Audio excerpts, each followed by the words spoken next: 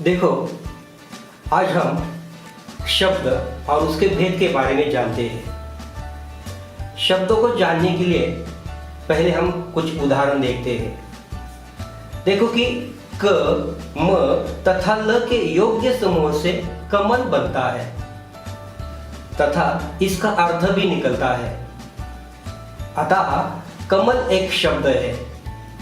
हम तो सब जानते हैं कमल एक फूल का नाम है और इसलिए कमल बनने के लिए क, म, ल इसका योग्य समूह बना है, तब जाकर कमल ये शब्द बना है। किंतु ल, क, म ये भी 3 अक्षरों का मेल है, पर उसका कुछ भी अर्थ नहीं निकलता, इसलिए यह शब्द नहीं है। मतलब यह है कि अक्षरों के योग्य समूह से कोई अर्थ निकलता है। इसलिए शब्द की परिभाषा यह बनती है, अक्षरों के योग्य अर्थ के समूह को शब्द कहते हैं। ध्यान में आया? फिर मैं परिभाषा स्पष्ट करता हूं।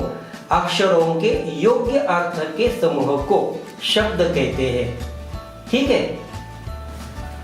देखो, हमने शब्द के बारे में देखा और शब्द के परिभाषा के बारे में देखा। अब यहाँ हम शब्द के भेद क्या है, किस प्रकार के हैं, ये देखने वाले हैं। व्याकरण के अनुसार शब्द के 8 प्रकार होते हैं। भेद का मतलब प्रकार। तो देखो कि शब्द के 8 भेद किस प्रकार होते हैं। जैसे कि हम तराजू लेकर जैसे देखते हैं, वहाँ इस तराजू में इस बाजू में 4 प्रकार आते हैं और इस बाजू में 4 प्रकार हम देखते हैं। यहाँ विकारी शब्द है या इसे सव्यय शब्द भी कहते हैं और यहाँ अविकारी या अव्यय शब्द भी कहते हैं। अब देखो कि विकारी शब्द जो होते हैं ये लिंग वचन कारक के अनुसार इसमें भेद होता है या फर्क होता है या परिवर्तन होता है, इसलिए इसे विकारी शब्द कहते हैं। विकार का मतलब बदल। तो देखते हैं कि विकारी शब्द कौन कौन से हैं। ये 4 प्रकार यहाँ है। 1 संज्ञा, 2 सर्वनाम, 3 विशेषण, 4 क्रिया। अब इस बाजू में देखते हैं अविकारी शब्द मतलब अव्यय शब्द कौन से हैं। 5 क्रिया विशेषण अव्यय, संबंध सूचक अव्यय, समुच्चय बोधक अव्यय, विस्मयादि बोधक अव्यय।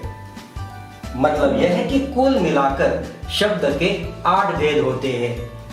एक विकारी 4 और अविकारी 4। इस प्रकार 1 2 3 4 5 6 7 8 ये कुल मिलाकर शब्द के 8 भेद हैं।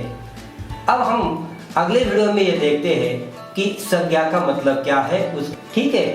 तो ये पहला वीडियो यहाँ मैं समाप्त करता हूँ। और पहले वीडियो में हमने देखा कि शब्द क्या है, उसकी परिभाषा क्या है और शब्द के भेद कौन से हैं, कितने हैं, ये हमने देखा। चलो बच्चों, ठीक है?